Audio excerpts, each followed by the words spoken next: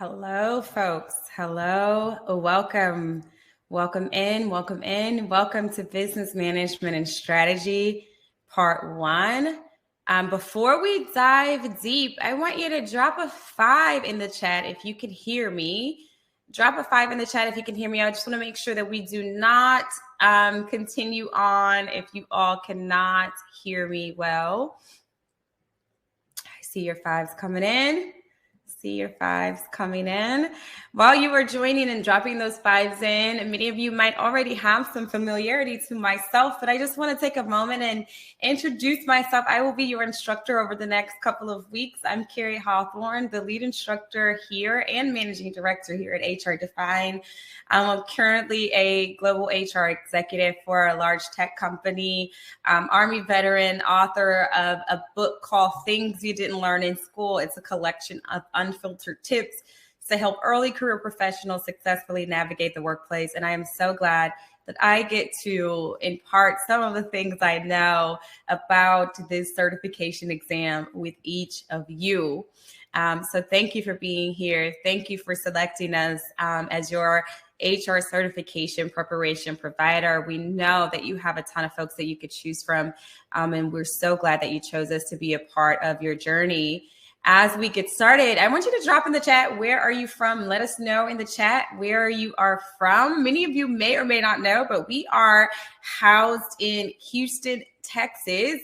We have been teaching this course for a while now, and we really enjoy meeting each and every one of you and getting a chance to kind of share what we've shared with other students who've been successful on these exams over the past couple of years. I'm seeing your notes in the chat. Some folks are from Oklahoma, California, Tennessee, Indiana, Alabama, Colorado, Missouri, Nevada. We are so glad that each of you are here. And I think this is one of the really cool things about this course is that teaching virtually, we get to sort of meet so many people all around the world and expand our reach outside of Texas. So we are grateful for that. Today, we have a lot of information to cover. And as we continue to spend the next couple of weeks together, we will try to make sure that we maximize our time. So as you have questions, please feel free to drop them in the chat. If for some reason we do not get to those questions today, we will make sure that we answer them in the portal, in the community portal. So you can always go there and get your questions answered there, or you can always reach out to us directly if there's something specific you need to know. But today we're going to try and cover some basics around the laws. We're going to spend a little bit of time talking about strategic HR management, organizational strategy, HR control and evaluation, technology and communication. And if we have time, we might also get to organizational environments. Before we dive into this content today, I want to remind you that we will always drop a 2 in the chat if you heard me say always. We will always start on time, and we will always end on time. I know that your time and your energy is very important. And so we want to make sure that we're mindful of that and that we start on time and end on time. Okay. So we are going to dive right in. Many of you may know that there are a lot of laws and regulations and things in HR. And I want to start with talking about, why do we care about the laws, right? Why do we care about the laws? We care about the laws for a couple of different reasons. Number one, we want to make sure that we are compliant. Number two, we want to make sure that we prevent any liabilities and we avoid any lawsuits. And number three, we also want to make sure that, again, we are avoiding any lawsuits or any liabilities that could put us in some sort of risk or some sort of danger, or we open ourselves up to some sort of danger. Everything we do, from processing workers' compensation claims to training to onboarding to recruiting, has some element of the laws in there. So before you apply, you have to understand first, why do we care about them? And then also we're going to get into a couple of different variations of things that you might see on your exam as it relates to these laws. The first is statutes. So statutes are these formal written enactments of a legislative authority that governs entities. Basically, what I want you to know about statutes is that they typically command or they prohibit something. So when we think about statutes, I want you to think of Title VII, the Civil Rights Act of 1964, and how it prohibits discrimination on the basis of race, gender, sex, age. Or the Americans with Disabilities Act and how it prohibits discrimination against individuals with disabilities. So these are statutes. Next, we're going to talk about common law. So common law is generally based on decisions that were decided in previous courts, usually on a federal level. So these are unwritten laws based on legal precedents. So things that have been decided in previous court cases. And some examples of common law are things like the duty to read contracts. So before you sign a contract, you have a duty to read it. This is common law. The next type of law we're going to talk about is tort law. So tort law is typically applied in non-criminal cases. So non-criminal cases where we might say someone committed something like defamation, or they caused some sort of intentional infliction of emotional distress, any sort of product liability, or any sort of negligence. Tort law typically requires that those who are found to be at fault of committing some sort of harm, that they have to compensate victims. So this could be things like future income or past income, payment of medical expenses, or even payment for pain and suffering. I wanted to remind you all, I was also in the military for a number of years. And sometimes I will say tracking to make sure that you are following along with me. So if you are tracking with what I'm saying so far, do me a favor and drop an 8 in the chat. Drop an 8 in the chat if you are tracking with me so far. We just got done talking about tort law. Now we're going to move on to regulations. Regulations are things that are proposed, adopted, and enforced by administrative agencies. So I want you to think of the FDA, the Federal Drug Administration, or Food Drug Administration, I apologize, or the Securities Exchange. These are folks that might come out with regulations about how they govern businesses or how they rule on things. Another thing you should know is about agency guidelines. So agency guidelines are like a rule book for a specific organization or an agency. And they basically help people understand what they need to do in different situations. I want you to think about FEMA, or the Federal Emergency Management Agency. They have guidelines because they want the public to understand how the agency might administer its statutory or regulatory authorities. Fannie Mae, they also have agency guidelines. It's a selling guide that they provide to lenders who want to do business with them. And you should know that agency guidelines, they are not laws, but they are still very important because they help people understand how the agency does its work fairly and properly. Now let's talk about executive orders. This is really simple. These are directives from the president. An example of a directive order is an executive order is the Emancipation Proclamation. This was signed and issued by President Lincoln in 1863. Another example is Executive Order number 12601. It was issued by President Reagan. And this created the President's Commission on the HIV epidemic. So executive orders are directives from the president. Now we're going to go ahead and dive into strategic HR management. So I want to first talk about what role does HR play in an organization? What role does HR play in an organization? I want you to take 30 seconds and pop in the chat, what role does HR play in your organization?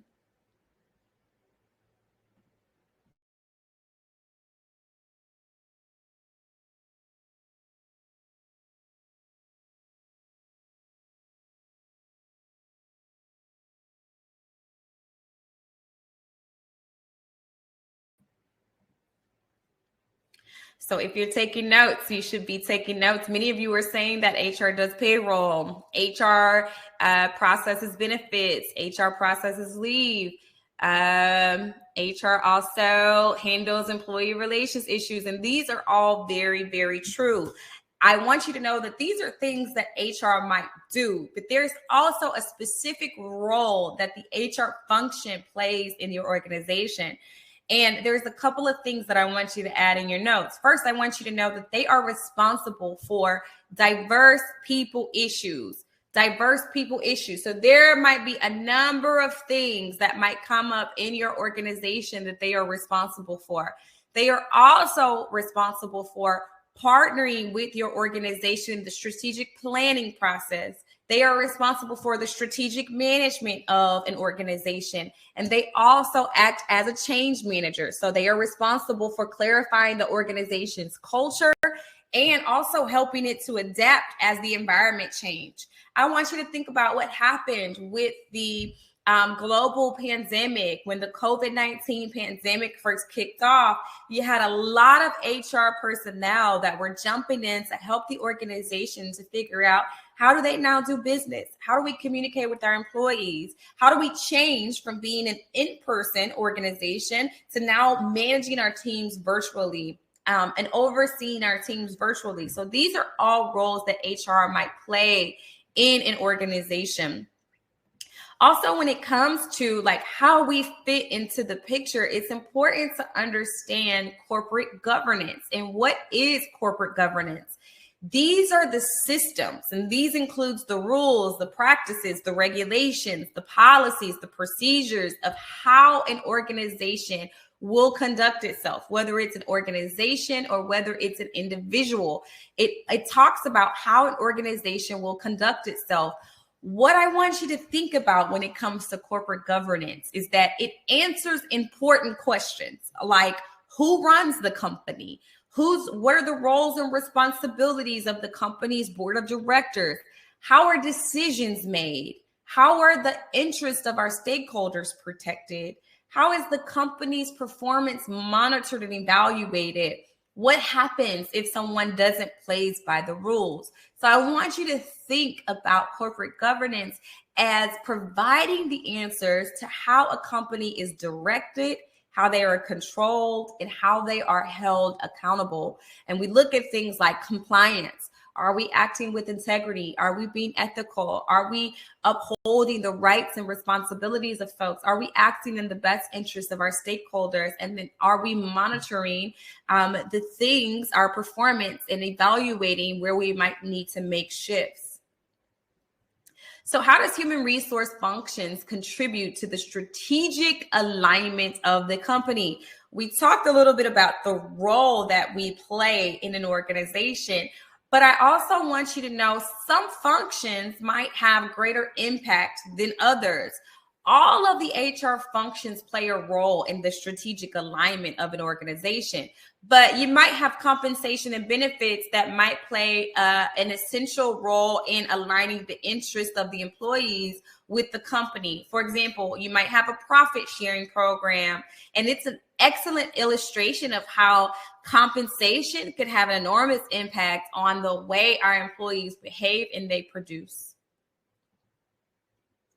Now let's talk about some of the major HR functions. Drop what function you all work in HR at your organization. You might be working in staffing and recruiting. You might be working in talent management, doing performance evaluations, the compensation and benefits team, employee relations, HR research. This is also known as the HR analytics team. There are major functions in every organization, and sometimes these functions will depend on the size of your organization as well. When it comes to HR policies, these are the actions that guide an organization toward achievement of their objectives. So some of the common issues that we see in HR policies are how we're going to discipline problems. How are we going to handle promotions, transfers, and layoffs? How we might also handle terminations. Policy manuals are usually a compilation of all of the policies that an organization has made, and they can be very formal and they can also be very lengthy, but that's because they often serve legal purposes. When things happen, we're going to go back to refer to that policy book and see what's in there. Sometimes they're also very difficult to read because they do contain so much information. You should know that organizations, they have an obligation to follow their written policies when it comes to things like being fair or going to trial. Courts will expect that organizations behave as they promised in their policy statements. And organizations that don't have policy statements, they typically have a little bit more latitude as long as their actions are not outrageous, but organizations should have official policies and they should follow them. Now, it's important to know sometimes you may not have a policy until a specific situation comes up. For example, how employees might behave working from home, their attire working from home. You might have never thought to have a policy about that until the pandemic happened and we needed to have one. So let's think about, how do human resource policies differ from HR objectives? And what is the value of these policies and why should they be written? I want you to take 30 seconds and pop your thoughts in the chat.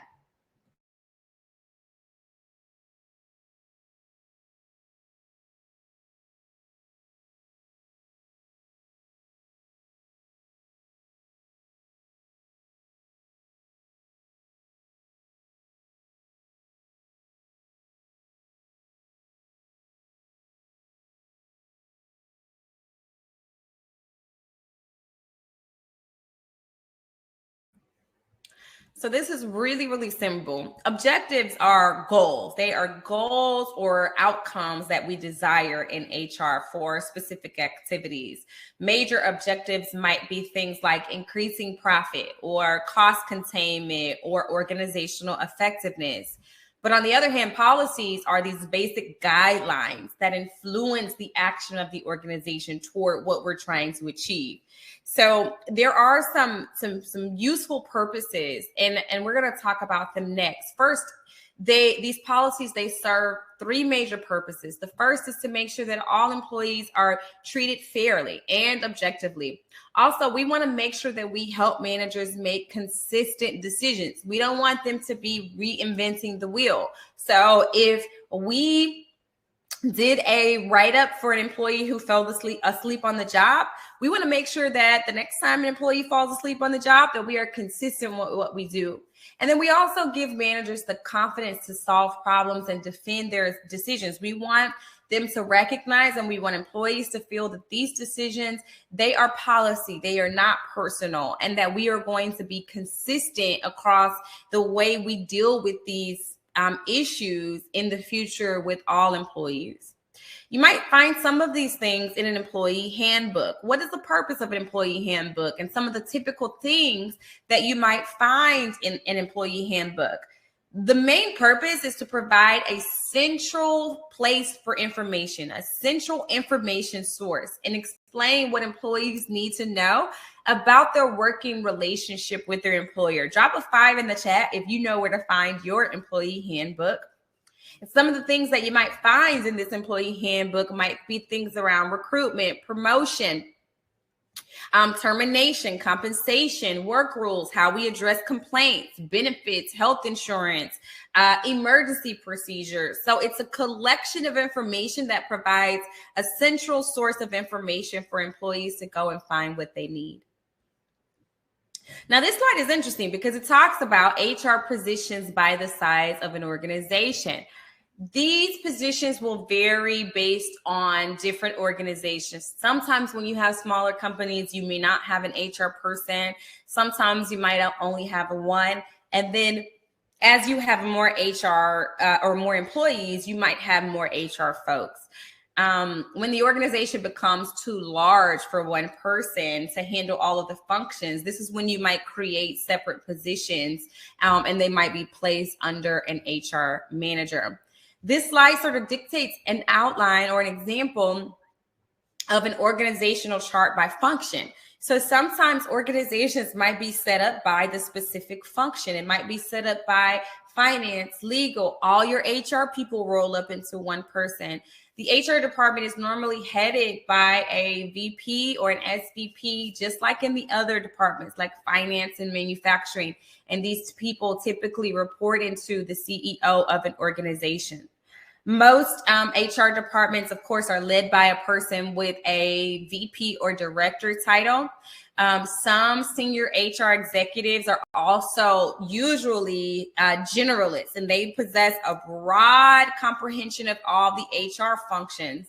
And then you have some folks who are more professional and technical in special areas like compensation or staffing and employee relations. This all will depend on what the needs of your organization is. There is no one right way to organize these things. You might have 100,000 employee organization that has a need for all of these different areas. You also might have 1,000 employee organization that may not have a need, and you are more inclined to hire generalists who have like a broad view of these things across the organization, or they have more of a broad understanding.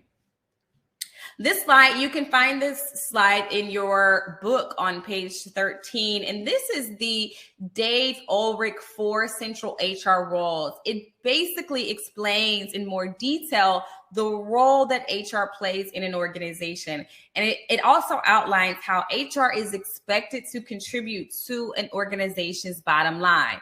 But how do they do that? They do it either in role 1. So when we talk about management of the firm's infrastructure, if you will recall, when we talked about the role that HR plays in an organization, we talked about the management of the infrastructure. And this is where we might require HR personnel to design and deliver effective processes.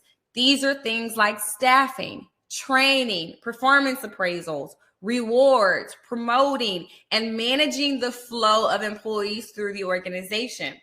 Role number 2, the management of employee contributions. This is where we rely on HR practitioners to represent and defend employees and also to respond to their needs. The purpose of this particular role is to make sure that we increase employee commitment and also competence. We can only do that by listening to employees and making sure that we are there in support of these employees. The third role, and you'll notice that in that first row, it talks about the day-to-day things. So those operational things, these are the tactical things that we might do every day. We listen to employee complaints. We manage recruitment. We manage learning and development. We manage performance appraisals. But that second row talks about the strategic focus. So what are we focusing on for the future? And role number 3 is management of strategic HR resources. This is where we align the work that we're doing in HR to the overarching business strategy.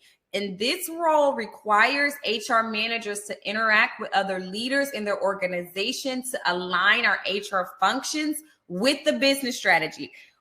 One thing I want you to know, and I want you to put this in your notes, is that a business strategy can only be accelerated so much without the people. Normally, you need people to accelerate that strategy. So that is why the HR function is so important, because we typically focus on the people, and we need these people to be aligned with the business strategy to make sure that our company maintains competitive advantage and that we are also successful. Role number 4 is management of transformational change. So recall when I told you in the roles that HR play is a change master. We are responsible as HR practitioners for helping managers to help the organization respond to the changes that happen in the environment. This might include smaller things like transitional changes, so small changes in the organizations like revising an organization's performance appraisal system or reward system. And it might even be something bigger like creating more transformational changes, like creating a more customer-oriented culture. There's a number of different changes that an organization can go through, whether it's small or large. We are responsible for helping them to navigate that change. One thing I want you to think about is how much authority does the HR department have over the line managers, and what issues and activities calls for the HR department to serve in an advisory role, a service role, or a control role? Take 30 seconds and think about that. Pop your thoughts in the chat.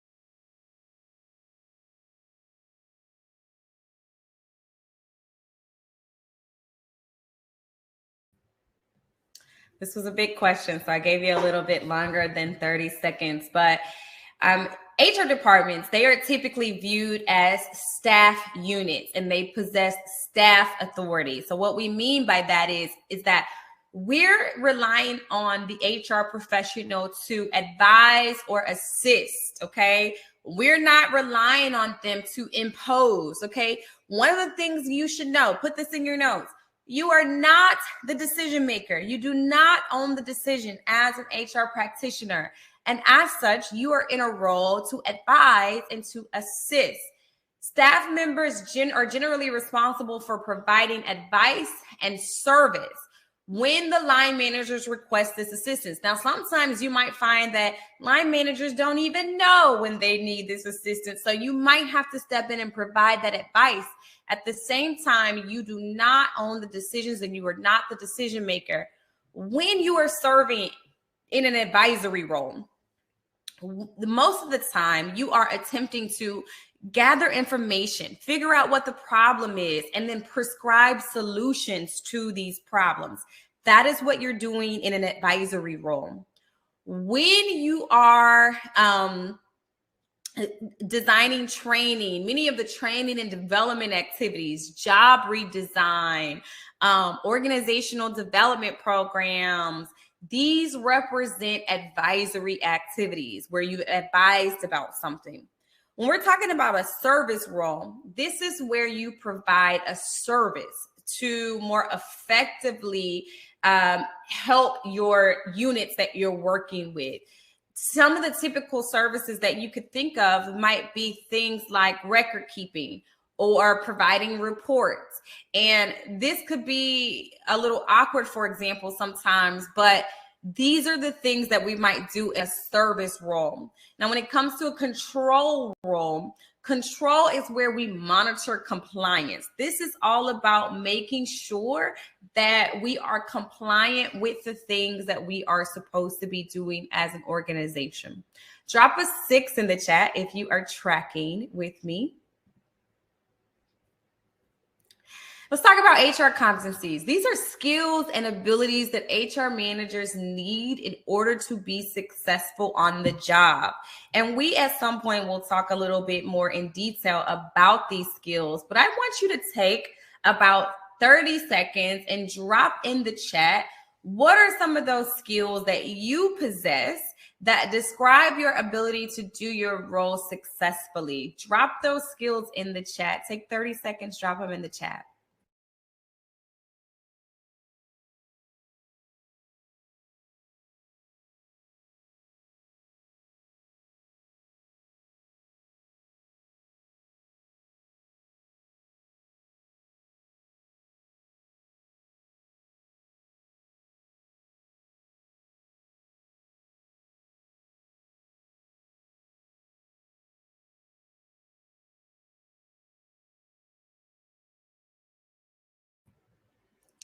All right, I'm seeing your comments come in. I'm seeing critical thinking, business acumen, consultation, problem solving. I'm seeing a number of different things pop into the chat. When we think about competencies, I want you to think of competencies as your superpowers, the things that make you successful Dave Ulrich, he provided us this framework of 5 core competencies that he feels makes HR practitioners successful. And this is the same as those, these are very similar to those 9 competencies provided by SHRM, and we will talk about those at some point, that make HR practitioners successful in their role. He says the first one is to accelerate the business. And this is all about generating those competitive insights, having personal capital. This is all about your reputation and your credibility, being able to influence the business, getting the most important things done, and helping to drive agility through the organization. When we talk about accelerating the business, we're saying, how is the work that we're doing helping the business to go further, faster? He also talks about advancing human capability. And this is where we work with line leaders to elevate and develop talent. So I want you to think about succession planning. I want you to think about talent conversations. We are providing HR solutions that improve both individual talent and organizational performance. I want you to think of how many organizations are making the pivot to AI. So as an HR practitioner, we know that our business is making that pivot. Advancing human capability is making sure that we have AI talent, that we're either going to get that talent or we are upskilling the talent that we have, that we are making sure that the talent that we have a succession plan in the event that they win the lottery and we need to replace them. This is what we mean. David also talks about simplifying the complex. You have to be able to think critically. I think someone said that in the chat, critical thinking, and objectively about the challenges that your organization might face. You also have to be able to think independently and discover opportunity when there are times of uncertainty. He also mentions mobilizing information. This is where we use technology to solve problems. So I want you to think back to when I mentioned about when the pandemic shifted the way we interacted with our employees, the way we communicated with our employees. How do we leverage technology to solve this problem? How do we leverage technology to influence our decisions? How do we analyze and act on this information? And we have to be able to understand the social issues that might impact our organization as well. And then lastly, he mentions fostering collaboration. One of the competencies is making sure that you are able to foster collaboration by being open and also by being self-aware, by inspiring trust, by respecting others, and building relationships that bring people together. These are all competencies that make us successful. Another competency is having a good understanding of the financial knowledge of your organization. You need this understanding because you need to know how HR activities are impacted by and can influence the organization's financial success. We're going to talk about a few of these statements. I want you to first think about the balance sheet. The balance sheet is a financial statement that you need to be aware of. The balance sheet is a snapshot. Write this in your notes. If you're taking notes, you should be taking notes. Drop a 6 in the chat if you were taking notes. The balance sheet is a snapshot of a company's financial health at a specific point in time. It shows a couple of things. It shows the assets. The assets are what the company owns. This could be things like cash. It could be inventory. It could be buildings. It could be anything of value. The second thing that you might find on the balance sheet is liabilities. Liabilities are what the company owes. So assets are what we own. Liabilities are what we owe. What we owe could be things like loans. It could be the salaries of our employees. It could be bills. It could also be any other debts, okay? The balance sheet might also list things like equity. Equity is the difference between the assets and the liabilities. It represents the ownership interests of our stakeholders. And I want you to know why this is important for you to understand. You need to understand the balance sheet because it helps you to plan the budget for hiring, for training, for benefits, and any other HR activity that you want to roll out.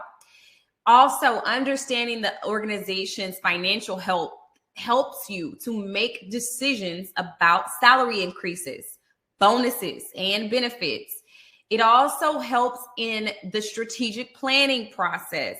Knowing the financial situation, it helps you to align the strategy with the company's financial goals. And then also, if employees have questions about the company's financial health, you should be able to explain this in sort of simple terms. So even if you're not directly involved in finance, it's okay, because understanding the balance sheet helps you to make more informed decisions and also contribute to the company's overall strategy. Now let's talk about another statement that you should know, and this is the income statement. So the income statement, it's like a report card for the company, but instead of grades, it shows how much money the company made or lost during a certain period of time. So it includes things like revenue. So revenue is the total money that a company might have earned from selling its products or services. Expenses, these are the costs that the company had to pay to run its business. So again, this might be salaries, rent, supplies. Profit or loss, this is where you subtract the expenses from the revenue. And if it results in a positive number, if you're taking notes, put this in your notes. I'm going to pause for 10 seconds because this is where I want you to really be tuned in. Okay, I'm going to just pause. I'm going to take a sip of water for 10 seconds.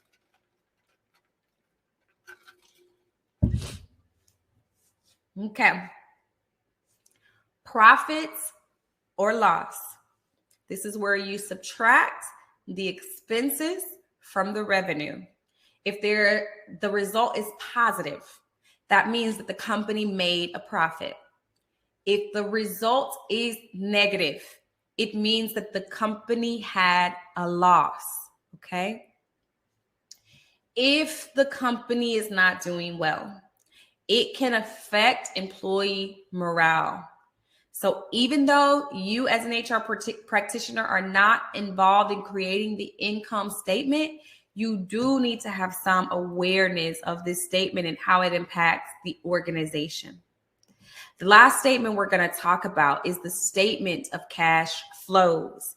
The statement of cash flows. It is called the statement of cash flows because it illustrates the money that is flowing in and out of an organization. It is like a diary that keeps track of where the money came from and where it went over a period of time. The statement of cash flows, it includes 3 primary parts. The first is operating activities. So how much money are we spending on main business activities? So these are things like selling our products or paying for materials. Investing activities, these are things like cash that we use or receive from investments. And then financing, how much money did the company borrow? Did they repay, or are they using to pay to their shareholders? Now, again, it is important for you to understand this because it gives you a sense of the company's financial health, and it can also help you to make informed decisions. Now, we just covered a lot of information around financial health. We are going to do a quick check on learning. This one says, imagine that you are an investor looking at a company called Tech Innovators. You want to understand how well the company is doing. You come across 3 different financial statements: the income statement, the balance sheet, and the statement of cash flows. You notice that the company has been investing heavily in research and development, which is a good sign. However, you also see that the company has taken a significant amount of debt recently, and you're curious about how much money the company has left over after paying all of its bills and debts. Which statement would you look at to find out how much money Tech Innovators has left after paying all of its bills and its debts? Take 60 seconds and then pop your answer in the chat.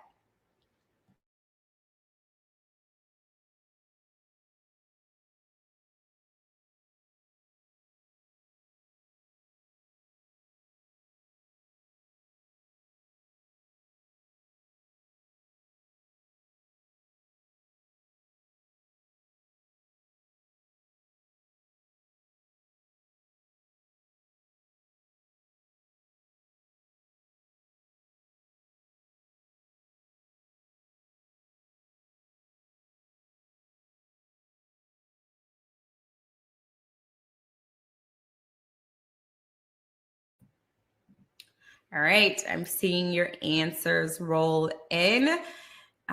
Let's see. The answer would be C, the statement of cash flows. If you want to know how much money tech innovators would have after they paid their bills and their debts, then you would look at the statement of cash flows. This will give you a clear picture of the company's liquidity, the ability to cover its short-term obligations. This question says, imagine you're an HR manager at a company called Future Tech Ltd. The past year was a tough one due to market conditions, but things seem to be looking up. As the HR manager, you're faced with a difficult decision. Should the company give out bonuses to boost employee morale, or should it consider layoffs to save on cost? You have 3 financial statements in front of you: the income statement, the balance sheet, and the statement of cash flows. You want to understand how much money the company has made after all of its expenses, including costs like salaries, rent, and supplies, to help you make your decision. Which statement would you look at to find out how much money the company has after all its expenses? Take 60 seconds, pop your answer in the chat.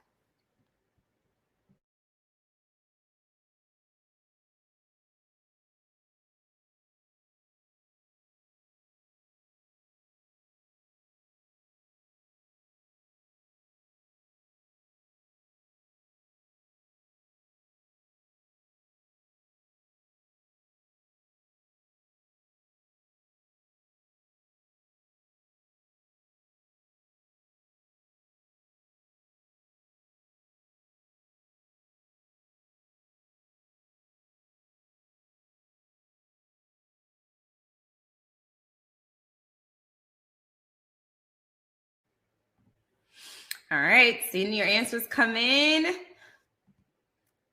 If you chose A, income statement, you would be correct. If you want to know how much Future Tech has made after all of its expenses, you would look at the income statement. This statement will give you a clear picture of the company's profitability, which can be crucial in deciding between layoffs and bonuses. Now, I want you to know that this is really how decisions are made in an organization. You can always get a sense of where an organization is headed by looking at their financials. If a company needs to conserve cash, or if they need to find extra cash, there are a lot of cost-cutting measures they will take, including layoffs. If a company is doing exceptionally well, they want to share some of that profit with their employees, which is a good inclination that a company might decide to give a bonus. Put a 9 in the chat if you're tracking so far. We just covered a lot of information and we still have a little ways to go. So I hope you're hanging in there with me. Now we're going to talk a little bit about organizational strategy. Business strategy. If you're taking notes, this should be in your notes. Business strategy is all about where an organization will go. It will give the direction of where it would go and make sure that all of the departments are acting in a unified effort. Strategy is all about winning. It's all about winning and it's all about succeeding.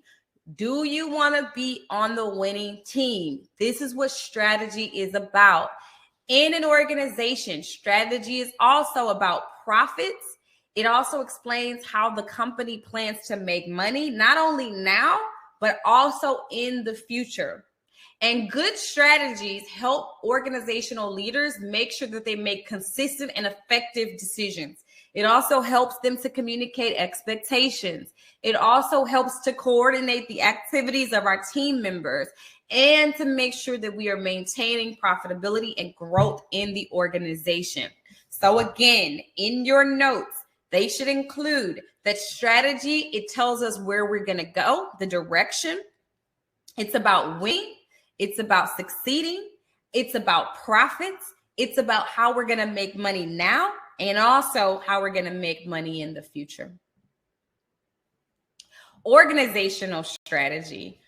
Organizational strategy is where HR partners with their leaders to help in developing this strategy, okay? HR managers are expected to interact with leaders in their organizations to develop that competitive advantage.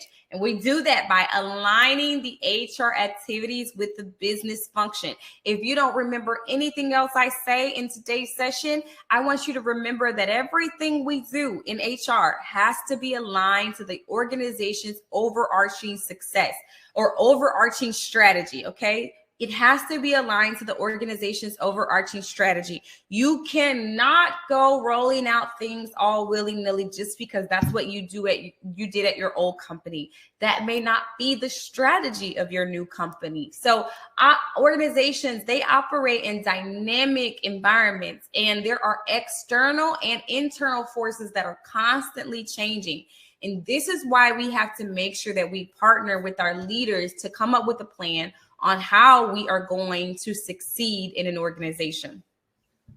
The vision of a company, what I want you to know about the vision, and it's very simple, a vision statement. It describes the future of the company as a successful organization. What do we look like in the future as a successful organization?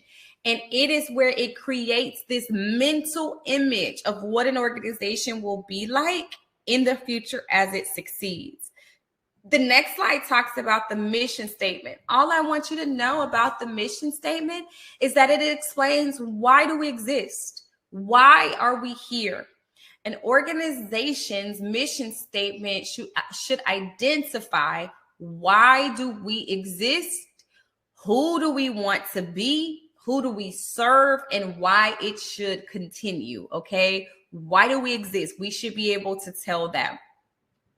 This question says, what is the relationship between a generic strategy and the mission of an organization? How are mission statements formed, and why are they beneficial?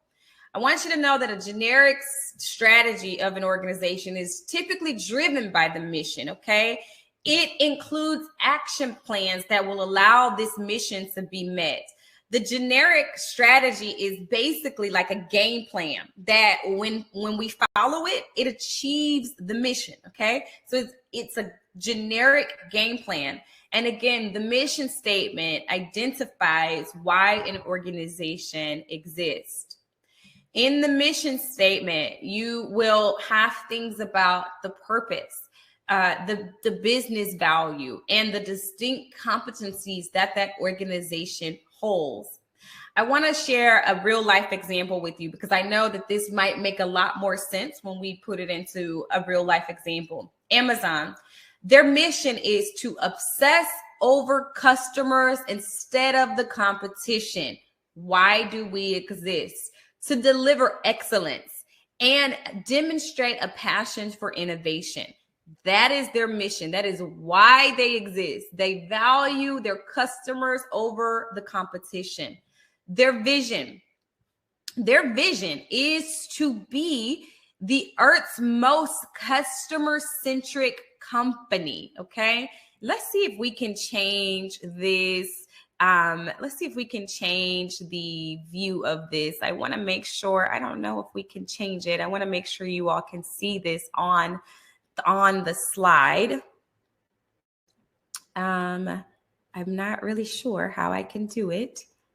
Okay, we won't spend too much time on that because I want to make sure that we stay on task.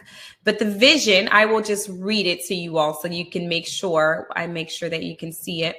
The vision is to be the Earth's most customer-centric company, to build a place where people can come to find and discover anything they might want to buy online.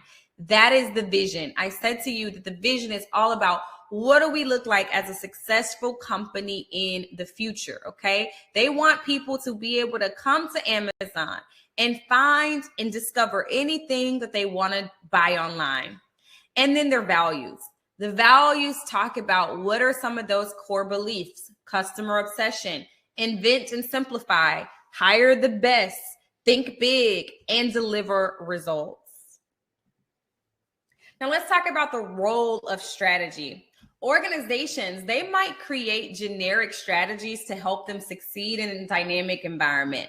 But the role of strategy is to simply outline those tactics that they're going to take to achieve their goals. So they might have long-term goals that focus on extending beyond what's the now. They might define the action plans that the organization also might need to follow to achieve these missions and the goals.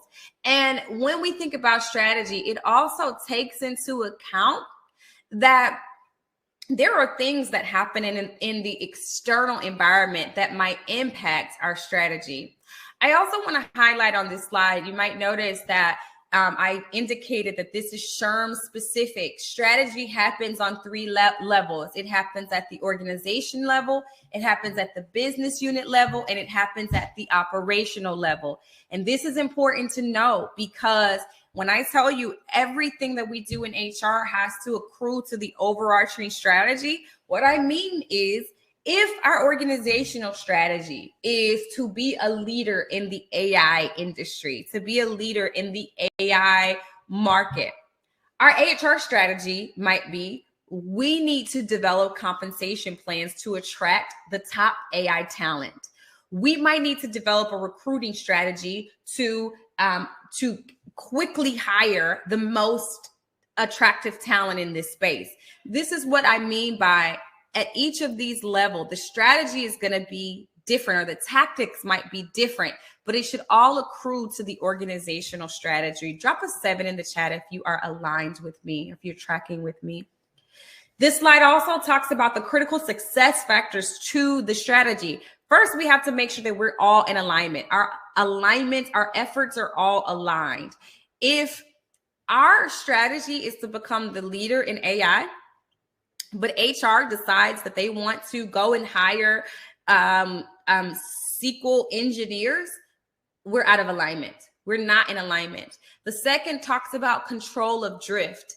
This is a concept that refers to limiting the deviation from our desired outcome. Meaning, if HR decides they want to go and hire some SQL engineers, but our strategy is about leading the AI industry, they are drifting from where we're saying we want to be as an organization. As such, we need to limit that drift. We need to bring everybody back in alignment, and our efforts need to be aligned. And then focusing on core competencies, focusing on the superpowers, the things that we are good at. When it comes to developing strategy, the strategic management and planning process happens in 4 steps. It's formulating the strategy. This is where we gather and analyze information. It's developing the strategy. This is where we identify those goals and those tactics.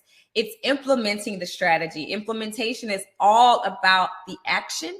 And then it's evaluating the strategy. Did we achieve what we set out to achieve or what we set out to achieve? And if we didn't, how can we course correct? Drop a 4 in the chat if you are tracking with me. The goal of strategy is to find imperfect competition. Your book talks about perfect and perfect competition. But when it comes to imperfect competition, we're looking for a place where we plan to sort of dominate the market and succeed. And how we might do that might be through finding imperfect competition where there's few competitors, where there's a number of suppliers and buyers, where there are barriers to entry. So not anybody can enter into this space. And then also where there's supernatural or super normal profits, okay? So when we think about imperfect competition, I want you to think about a company like Microsoft. Microsoft might have significant influence on the prices of its products due to their dominant position in the market. They've created an environment of imperfect competition, and they've also positioned themselves as a price maker. So companies will typically tend to follow what Microsoft is doing, okay? This leads us to Porter's 3 grand strategies. When it comes to selecting what strategy you will follow, it will all depend on what strategy you select.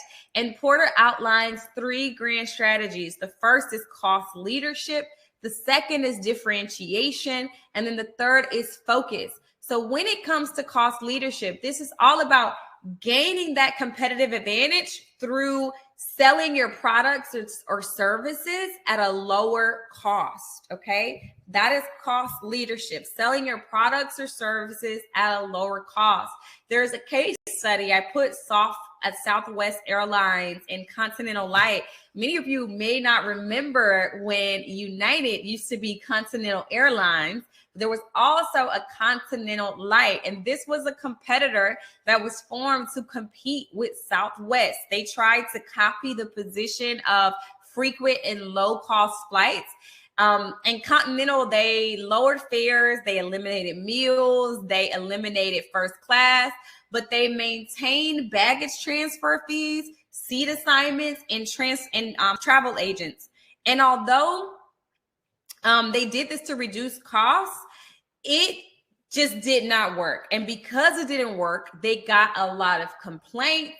They lost hundreds of dollars, and their CEO eventually lost their job. And we have not heard of Continental Light since. I'm saying this to say it's the cost leadership strategy. It's not all about saying I'm going to be the lowest cost producer. It's also meaning that you make sure that you provide the quality as well. The other strategy is differentiation. Differentiation strategy involves providing unique products and services in a way that is valued widely by buyers. This can be achieved through things like exceptional service, innovative designs, technological capability, or an unusual positive brand image. And some of the examples are companies like Hermes or Apple or Tiffany. And then the focus strategy. The focus strategy aims at either a cost advantage or a differentiation advantage in a narrow market segment. So companies might use this strategy with a particular product. It might be a specific end user, or it might be limited distribution. So like there is a specific group of people that like Coca-Cola, but it has to be Diet Coke, okay? This is also known as like a niche strategy, where a company might seek to compete primarily in a niche of the larger market. So Diet Coke is still a part of the larger sort of soda or beverage market, but the diet part is what makes it niche, and it is more focused on people who might be more calorie conscious. Put a 9 in the chat if you're tracking with me. Some other things that we think about when it comes to strategy is how we might seek to develop our strategy by looking at the internal or external environment. Raymond Miles and Charles Snow, they developed this typology of business strategies based on the idea that managers seek to formulate strategies that will mostly align with their internal organizational characteristics. So what we mean is you have 4 different types. The prospector. These are the folks who are risk takers. They are looking for those new opportunities to innovate and to grow. Then you have the defenders. The defenders, they are concerned with stability. The analyzer, they try to maintain a stable business while also like innovating in their peripheral. Like they're not going to go all out. And then the reactor, this is the organization that take whatever actions appear to be the most expedient at the time to meet immediate needs. So when you think about the prospector might be a company like Apple. They are innovative.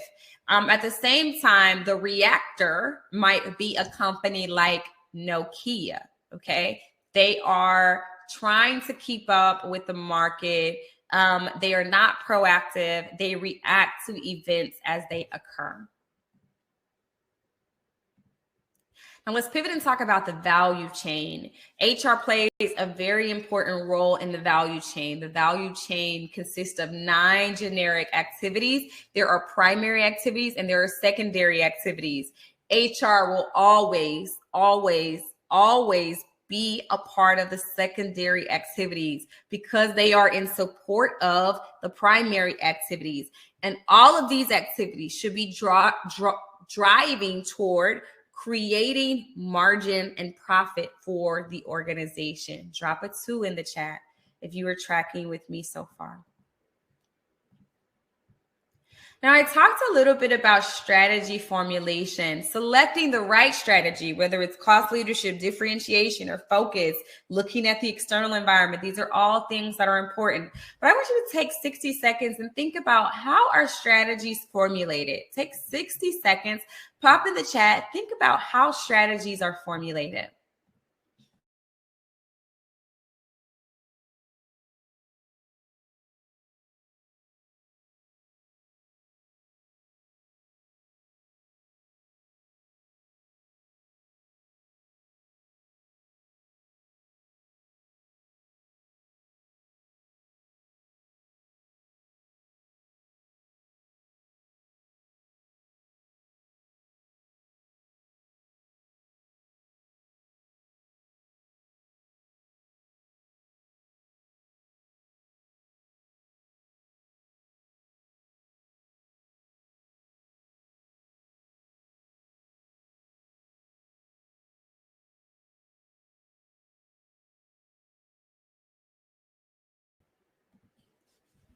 All right. So selecting the right strategy is so important for an organization's success. And this decision determines how that organization might be positioned in the industry.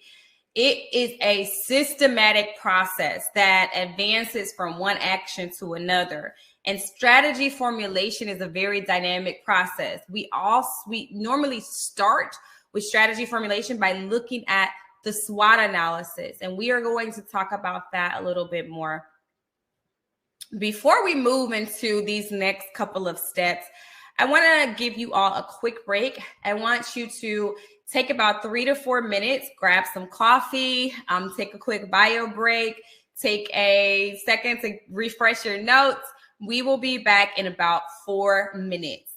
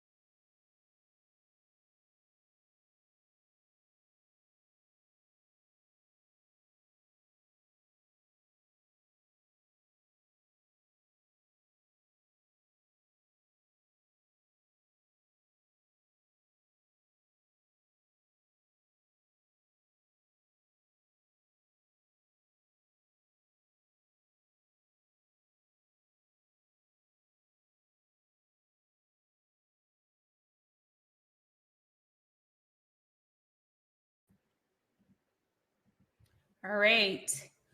We are back. We have a couple more things to cover before we get out of here today. Back to the strategic management process. This involves an analysis of both the internal and the external environment. And we are looking at both because we want to identify those sources of competitive advantage. And like I said, we typically look at something called the SWOT analysis. And on the next slide, it's going to talk a little bit about the SWOT analysis. The SWOT analysis stands for strengths, the weaknesses, the opportunities, and the threats. I want you to add to your note that the strengths and weaknesses are typically things that we look at internally. Opportunities and threats are things that we look at externally. So the strengths are the things that give our organization a competitive advantage over others. These could be things like talent. These could be things like financial resources. These could be things like intellectual property. Weaknesses could be things that puts us at a disadvantage. This could be brand reputation. This could be financials. This could be talent as well. Opportunities are things that are in the environment externally that an organization can exploit. And threats are things that can cause trouble for an organization. When it comes to strategic alignment, all of the HR departments and other business operations, they have to be coordinated in a way that supports each other. And this is what we mean by strategic alliance. Or alignment.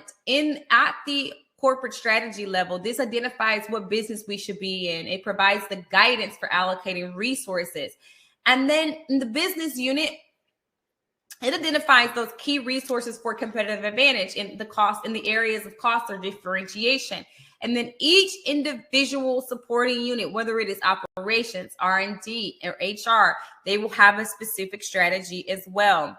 Effective alignment has to occur at all levels of the organization, and it needs to be aligned to make sure that we are delivering on the commitments that our organization says that we're going to deliver on. Also, this refers to organizational capabilities. These capabilities are the things that allow us to implement that strategy. So it explains how HR might contribute to a particular business strategy. It also refers to what the organization is able to do. So these might be a collection of skills, talent, technology, training. Some of the most important organizational capabilities in a competitive environment include innovation. So the ability of an organization to develop a new product or adopting new technology, reducing cycle time, bringing new products to market. If organizations want to survive in a dynamic environment, they must carefully develop organizational strategies to guide them that are supported by consistent HR strategies as well. Aligning the organization. We're spending a lot of time talking about this because if there is not alignment among the organization, you will not see the strategy be successful. To survive in a dynamic environment, organizations must be prepared to diagnose their opportunities and also revise their strategy. Choosing the right strategy usually is the difference between success or failure in an organization. And good strategies will depend on good alignment and implementation. New strategies require corresponding changes throughout the organization. So what we mean is this: if the strategy changes, your process might change, your culture might change, your system might change. But to make organizations the most effective, the mission and the strategy must be aligned to 4 organizational characteristics. And we're going to come back to this slide, but these 4 characteristics are things like structure, systems, culture, and processes. And we're going to talk a little bit more about that.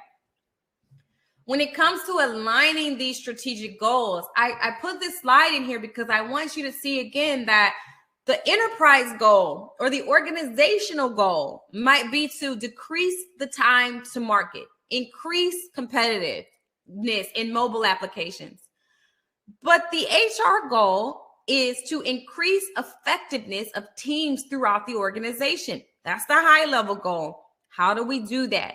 Through learning and development, facilitating development of teams and teams and skills, recruiting, Include screening and evaluation related to experience working in these specific teams. Basically, there are specific drivers that we have to pay attention to help us deliver what we're expected to deliver. And again, all of these play into the system, the structure, the culture, and the processes. The structure, if you're taking notes, this should be in your notes. This is the fixed relationship of the organization. These are things like how jobs are assigned, who reports to who, how the jobs and departments are arranged on the organizational chart. The systems, these are the activities that keep an organization operating. The strategy of an organization must be aligned with the strategy of each business unit, which then must be aligned with the functional strategies of the system. The culture is the shared values and beliefs that influence worker behavior. And the processes are the interactions among members of the organization. So again, the structure refers to the way an organization is arranged and set up. The system are these established procedures and routines that shape the daily activities that run an organization. The culture is this set of shared values and beliefs, and the processes are the sequence of tasks or activities that member of the organizations follow to produce goods or services. Now, if you don't remember anything else I say about this slide and about the way we design effective organizations and the way we align things with the organizations, this is important for you to remember. All of these elements are interconnected. If you make changes in one area, like you change a new process, this can impact other areas, like the organization's culture or the structure. It is important for you to remember and consider these interdependencies when you are making decisions about the organizational design and the strategy. How many times in your organization has your company changed the way you've done something? You've got a new process, and now everybody is upset. Now everybody is down. They're not motivated. It changes the culture. It changes the process. It changes the way you might do things. So just remember, when you change one thing, it might impact other things in your organization.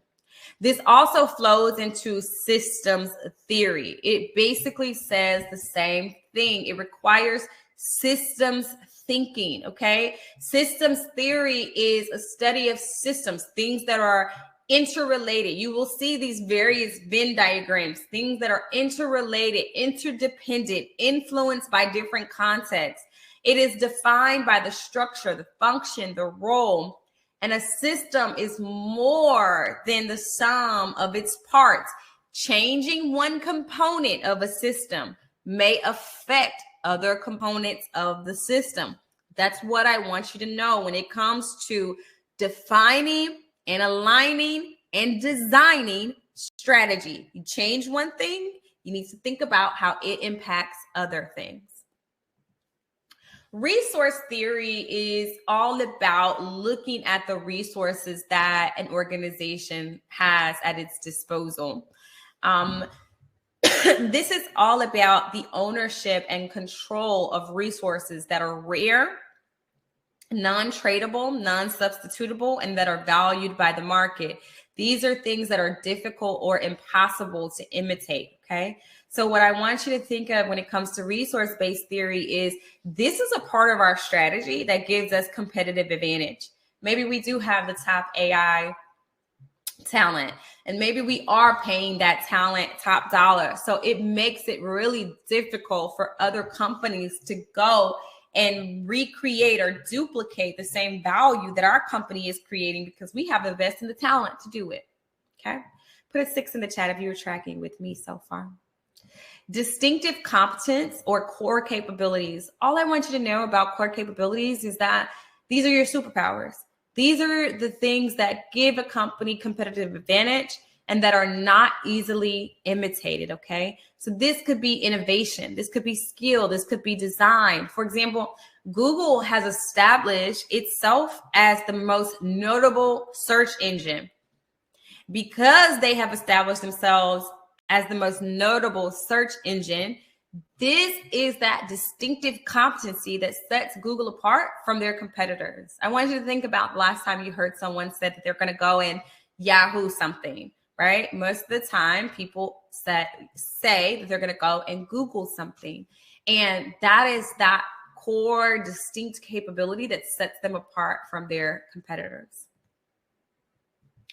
Looking at competitors is all about looking externally. And this is where we introduce Michael Porter's 5 forces. He developed this model of competition that identifies the major environmental forces of an industry analysis. So when we are designing our strategy, we need to also be looking externally to see what's happening in the environment that might impact our strategy. The model suggests that an industry's profit potential is a function of the interaction among these 5 forces. So what we mean is organizations can use this analysis to examine an industry's profit potential and also to establish a defensible competitive position given the structural characteristics. So when we're talking about the 5 forces, we're thinking about how easy is it for people to enter into this market? What is the bargaining power of the people who are buying this? What is the threat of people imitating or creating substitute products? What bargaining power do our suppliers have? And is there already rivalry among existing competitors? So I want you to think of this in terms of the airline industry. The airline industry has competition already among competitors. It's highly competitive with numerous airlines and routes. The larger the number of competitors and equivalent services they offer, the lesser the power of a company. This is why flyers might say, Spirit Airlines may not offer this, but Southwest offers that. So I'm going to go with Southwest. Now, there are people who will still fly either or, but sometimes these are the things where we will see the rivalry among existing competitors. The threat of new entrants in the airline industry is normally considered low to medium. It takes significant upfront costs to start an airline company. These are things like purchasing aircrafts. So new entrants, they need new licenses, insurance, and all of this. So this is not easy to obtain when it comes to entering into this market. This is what we mean by threat of new entrants. How easy is it for people to get into this market? In the airline industry, suppliers can be aircraft manufacturers, fuel suppliers, and labor unions. If there are few suppliers, or if they have certain strengths, like manufacturing a certain type of plane, then they can exert significant power because they know that that particular airline company will have to get this product made by them. Okay, put a 3 in the chat if you're tracking with me so far. Bargaining power of buyers. Buyers in the airline industry are the passengers. If the buyers have many options, like the example that I gave you with Spirit and Southwest, then they have more power. However, certain routes or regions might limit that power. So if there is a location that only has one flight going to that location a day or a week, then the buyer power is limited. And then substitute products. Substitutes for airlines can be other modes of transportation like cars, trains, or ships. But for short distances, this could be a threat. But for longer distances or international travel, the threat is typically lower. A competitor analysis. A competitor analysis happens when an organization looks at their competitors to see how they are competing in the industry. They might look at things like future objectives. So how do our goals compare to our competitor goals? What do we want to emphasize in the future? And what are our attitudes or our competitors' attitudes toward risk? The current strategy. How are we currently competing? Does the strategy support the changes?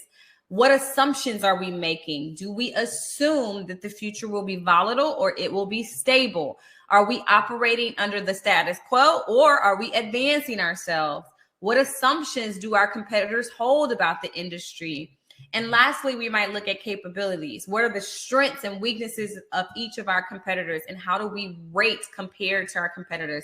So a competitor analysis might look something like this. You might have this column where we look at the factors. So we're looking at products, we're looking at service, we're looking at market share, comp and benefits, financial performance, customer preference. We're looking at our business. We're doing good in the customer preference department, but we may not be doing so good in the product and services, whereas our competitors might be doing better than this. So this is what we mean by when we say competitor analysis. After a company has formulated their strategy, so you have looked internally, externally. You've identified your company's strengths and weaknesses. You've observed those opportunities and those threats. You've decided whether you're going to do cost, differentiation, or focus. You've also decided what your resources are that make you rare and untradeable. You've also identified what your core competencies are and your superpowers, those distinct capabilities. You've also aligned everybody. You've controlled the drift. You've focused on those things that you are really good at. Once you have done that, you need to develop a business plan to help acquire the needed resources to put this strategy and this plan into action. As HR managers, at times you are going to be called upon to help to put these products into action also. And knowledge of project management processes and skills can benefit you. There are 5 steps in the project management process. It is initiating. And initiating is where this project is conceptualized. I want you to think of using this when you are rolling out new programs. Maybe you are deciding to put together a women in leadership program, and this requires you to project management. So project manage. So this is where the project is conceptualized, and a team is put together to evaluate the feasibility of this project.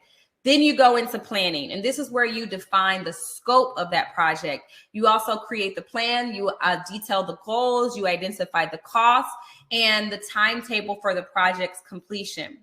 The third step is executing. This is where you assign responsibilities and you procure and distribute the necessary resources.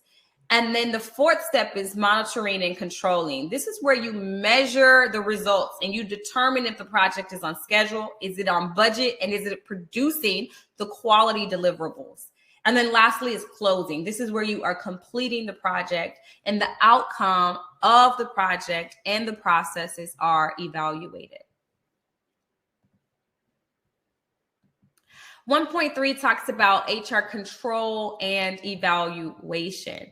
Control and evaluation is all about understanding budgets and understanding the budgeting process. The budget is an itemized estimate of the operating results of an organization. There are a couple things I want you to know about budgets. For the sake of your exam, you need to know that there are 3 types of budgets that we might look at. Incremental budgeting. And this is where the prior year's budget is the basis for the funding allocation. So what we mean is we might look at the previous year and say, we're going to add some incremental dollars on top of that. Formula budgeting. This is where a specific cost is applied to calculate funding. Okay.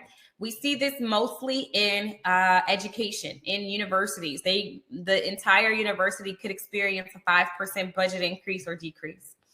And then zero-based budgeting. Zero-based budgeting is the one that you could expect to see on your exam. This is where everything is ranked in priority order, and we are starting at 0, okay? We're not going off of last year. We're not doing it based on a formula. We are accounting for all expenditures. Everything must be justified, okay?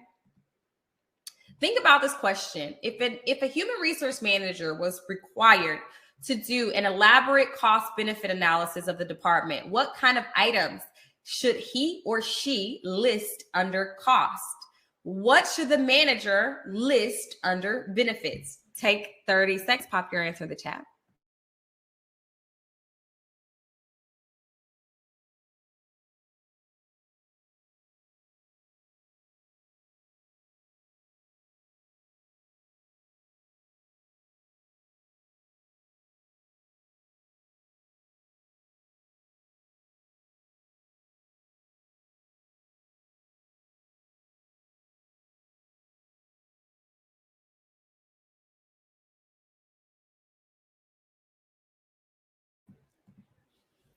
So this one was kind of like a trick question. What I want you to know is that managers tend to overlook the value of HR because it is not accounted for the way we might see typical expenses accounted for in finance.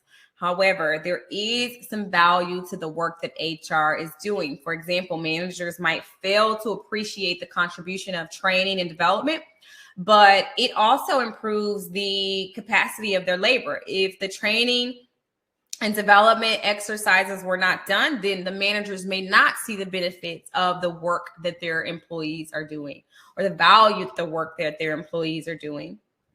HR activities should definitely contribute to the financial success of the organization, and measures of effectiveness might include things like KPIs, looking at the balanced scorecard. There are hundreds of different metrics that have been proposed for HR scorecards, and companies need to have some visibility to this so that they can see the contribution that HR is making. And these key performance indicators are things that we might see on the balanced scorecard. They're going to be different for different companies and different industries. Also, when we talk about measuring effectiveness, an HR audit evaluates the effectiveness of the HR department. We are looking at things like how well do the policies and programs that are rolled out by HR or sponsored by HR meet the needs of the employees in the company. Many HR audits rely on subjective judgments or candid feedback from managers. But again, you might include things like how effective is our organization? Do we comply with all applicable laws? Do we follow established guidelines? Are there practices that need to be modified? How can we improve the HR function? How can HR better contribute to the organization's goals? These are all things that we do when we do an HR audit. And an HR audit is not a one-time thing. It's not static. It should happen pretty regularly to keep up with the changing environment and the things that might change in an organization. This question says, what is the value of HR accounting measures, and how could this information help managers or investors make better decisions? Again, managers will typically receive financial information that do not capture the complete value of the work that HR is doing. But like I shared with you before, if we don't do the training, then the productivity may not improve. If we don't recruit the employees, then we may not get the talent. If we don't roll out a good compensation strategy, we may not retain the talent. So these are sort of those intangible things that managers may not always capture on a financial statement, but they are equally valuable. Some other measurable accounting or measures of HR accounting are things like outlay costs. Outlay costs are the things that are associated with recruiting, selecting, training, and developing employees. These are the costs that we incur to execute a strategy or to acquire an asset, okay? Replacement costs. This is an estimate of how much it would cost to replace existing human resources. So think about when an employee leaves and you have to replace another employee with the same or similar skills. If a mid-level manager would leave an organization, several costs would have to be incurred to recruit, select, train, and train their replacement. These could be things from advertising the job, conducting interviews, and also training the new hire. And then human resource value. This is the expected contribution to the firm's net income for individuals at each level in the firm. Okay, this could be measured in a variety of different ways. This could be things like employee engagement, retention, and also team performance. Key performance indicators. I talked about this a little bit earlier, but I also want to highlight it here. Key performance indicators. These are metrics that we might use to evaluate both efficiency and effectiveness, okay? Efficiency and effectiveness. I also want you to include in your notes that there are things like leading indicators and lagging indicators. A leading indicator is a measure that anticipates or predicts future performance. A lagging indicator is a measure that is the result of a process, a change. These could be things like sales, profits, or customer service levels, okay? A leading indicator, for example, could be things like the number of new businesses that might be entering the market. A lagging indicator could be the unemployment rate, okay? Unemployment rate increases as the company or the economy starts to slow down. So these are leading and lagging indicators. HR activities, again, they are expected to contribute to the organization's profitability. And again, the relationship between HR and the organization's performance is extremely important. It has a direct correlation to training programs, incentive practices, and there's a variety of different ways that we can measure this. We measure it sometimes through the balanced scorecard, and this involves analyzing the performance of an organization from multiple perspectives. Before, we just used to look at it from the financial perspective. We just used to look at and say, okay, does the company have a positive return? Then it means that they're making profits and they're doing well. But it says nothing about the customer perspective. It says nothing about the learning and growth perspective. It says nothing about the internal perspectives, okay? So these are all elements that we look at as well for how well a company is doing. I want you to take Chick-fil-A, for example. From a financial perspective, they may be doing great, right? But what does their customer perspective say? Why do people get in the line and wait behind 57 cars at Chick-fil-A? It's because the processes that they have internally to deliver your food with quality, to deliver the customer service that they do, it all factors into that scorecard. And what we mean by balanced scorecard is that it gives us a balanced view of how an organization is doing, not just the financial. I want you to think about McDonald's. Some of you might be older enough to remember when there used to be a sign on the McDonald's marquee that said billions and billions sold. So financially, they might have been doing well, but it doesn't mean that from the customer perspective, they were doing well. So that is what we mean by balanced scorecard. Drop an 8 in the chat if you were tracking with me. We've already talked about leading and lagging indicators, but I just want to highlight again that lagging are effects that have already happened. They can't be changed. Leading are actions that can help us to predict the future. So if this is not in your notes, it should be in your notes. Outsourcing. Sometimes we might outsource things because we want to achieve economies of scale, because we can leverage the expertise of other individuals and get a broader perspective of how to do things better. And then also because experts are better prepared to stay on top of technology advances or legal requirements. Some of you might at your organization have things like your payroll outsourced or your benefits outsourced. Drop in the chat some things that you might be aware that are outsourced at your organization. Now let's talk about technology and communication. I told you we were going to be covering a lot of information today. The development of new technologies has dramatically changed the way many HR practices are performed. These are things from HRIS systems to HR portals, employee communications, and virtual teams, okay? I also included this SHRM-specific slide in here because it talks about business intelligence and how all of these systems are interconnected. You will see the HRIS system on this slide as well. The ERP system, Enterprise Resource Planning System, is the system that connects everything. It feeds in the financial information that might tell HR how many people we can hire, that might also show how many customers we have, that might also show how many employees we need to manage that customer base. So all of these things are interconnected through the ERP system. But your HRIS system, your human resource information system, is a system that is essentially used by HR practitioners to store and manage employee data. These could be things like payroll, benefits, performance reviews, and training records.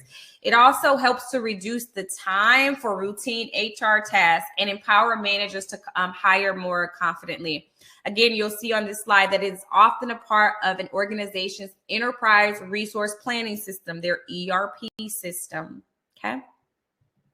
There are some things that your HRIS system might include, things like diversity reports, compensation reports, and also training needs assessments. When you are selecting an HRIS system, it is important that you first conduct a needs analysis. What do you need this system for? You create a list of the available HRIS products. Also, you request bids and you ask for demonstrations just to make sure that it can do what you need it to do. The following types of information are kept in the system. I've already mentioned you might use it for benefits, for payroll, for training records, and then also for performance reviews. This slide talks about the guidelines regarding using AI in making employment decisions. Now, this is extremely important because this is something that we had not typically seen before. Artificial intelligence can be applied in many HR functions, including recruitment, selection, onboarding, and training. AI can definitely streamline processes by automatically gathering this information. But the EEOC has issued guidelines regarding the use of AI in employment decisions involving individuals with a disability. The guideline focuses on 3 concerns: making sure that we provide reasonable accommodations, also making sure that these tools do not unintentionally or intentionally screen out individuals that have disabilities, and also that the tools do not require employees to provide information about their disability or their medical conditions. Now, this is something that we had not had to take into consideration before, but it's important that with the introduction of AI that we consider these things. Communication in organizations also, we talked about virtual teams and we talked about employee communications. It could either be formal or informal, and it flows in multiple different directions depending on who your audience is and what the purpose of that communication is. Organizational environments. I told you that if we had time today, we were going to get to it, and it looks like we have just a little bit more time. The environmental sector of an organization refers to the external factors or influences that have the potential to affect the organization. These sectors can be analyzed to understand an organization's domain, which is its chosen environmental field of action. So this could be the niche that an organization operates in, okay? So depending on the type of organization that you're operating in, you need to understand these sectors so that you can better navigate the external environment, but also make better strategic decisions as well. This is where environmental scanning comes into play. And we are scanning the environment for those economic and social forces that might influence the organization, especially the long-term composition of our labor force or the future availability of employees. When we are scanning the environment, we are looking at the pestle analysis. So we are looking at the political things that are happening in the environment. These might be things like immigration, governance. We're looking at the economic things that are happening in the environment, income disparities, labor availability. We're looking at social issues, patterns of discrimination, things that are happening in the media. We're looking at technology, innovative technology. So things like the introduction of AI and the need for more personnel with machine learning experience. We're looking at legal. So these are trends and evidence requirements and penalties. Where's the burden of proof now? We're also looking at environmental. So the decreased use of certain types of fuel or alternative vehicles. We are looking at all of these different things when it comes to scanning the environment. What is happening in the environment? How are the human resource activities within the organization influenced by these changes? These changes can impact a variety of different things that happen in our organization, the way we hire people. If the law changes that says that we have to now pay $20 an hour for minimum wage, the amount of people that we might hire might be different from before. It impacts these things that are happening in the political landscape. It impacts the way we do business in our organization.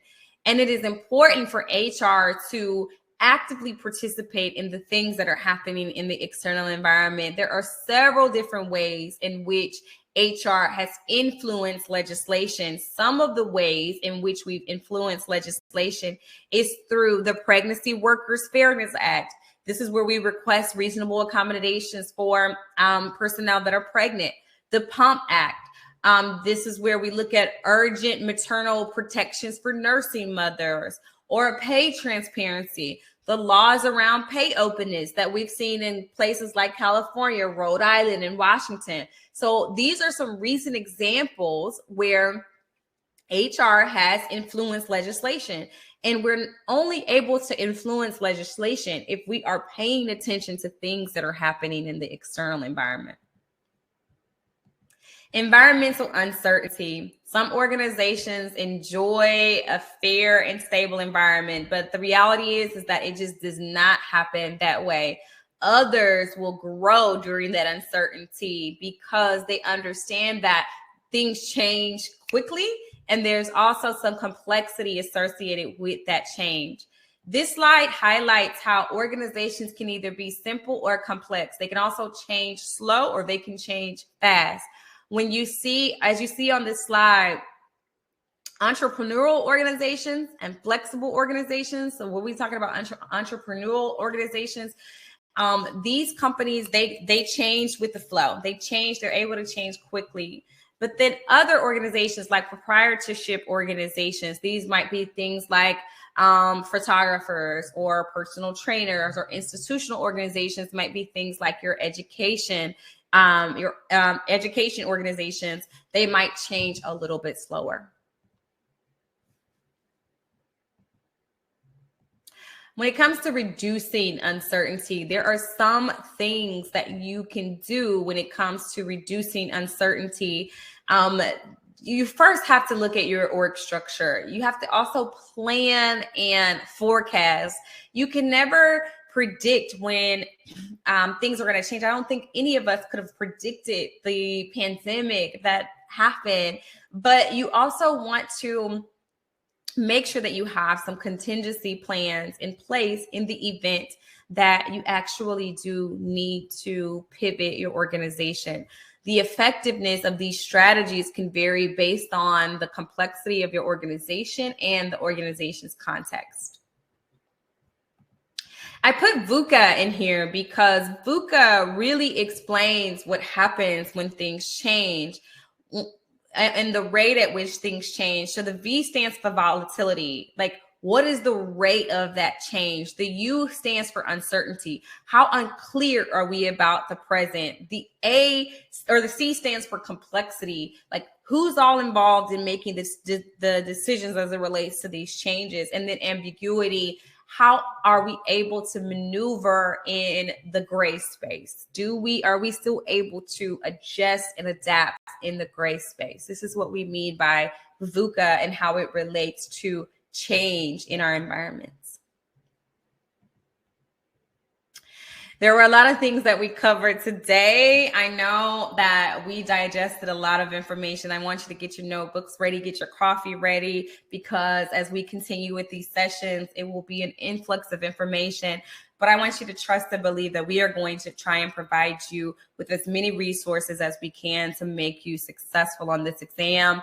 We talked about understanding law basics today. So what are statutes? What's common law, executive orders?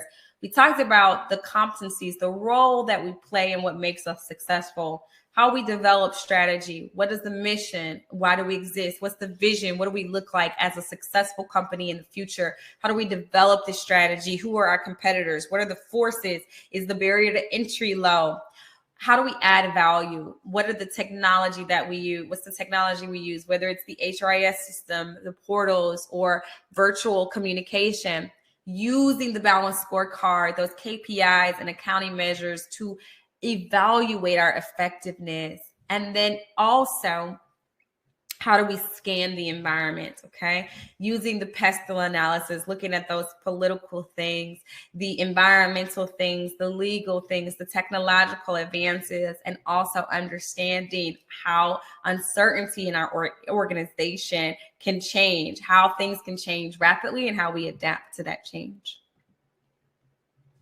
Some reminders that I want to give you before we head out today. I want you to make sure you download the Laws to Know handout as we go through this content. There are a number of laws that we are going to cover. We have pulled those laws out for you so you have them at your fingertips. You don't need to rewrite these. You can simply download them.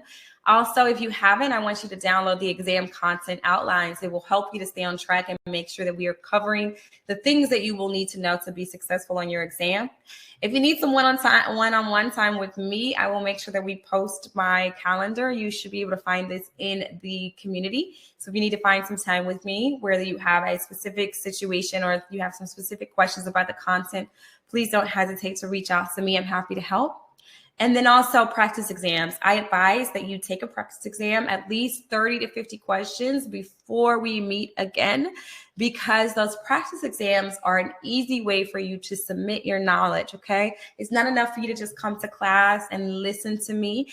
As you can see, I can definitely talk. I can give you all the things you need to know. I can give you so many different examples, but your application of the things that you are learning will be evident in your the work that you're doing during these practice exams. So make sure that you get those practice exams done. They're extremely important, okay?